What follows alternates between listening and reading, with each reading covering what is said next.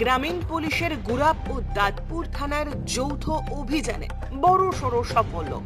আটক 19টি বেআইনি বালি ভর্তি লরি ও ডাম্পার।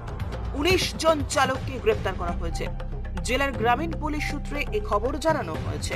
এই বেআইনিভাবে বালি ও ডাম্পার ভর্তি লরিগুলি বীরভূম এবং বর্ধমানের বিভিন্ন নদী থেকে নিয়ে যাওয়া হচ্ছিল কলকাতা সহ আশেপাশের জেলাগুলিতে।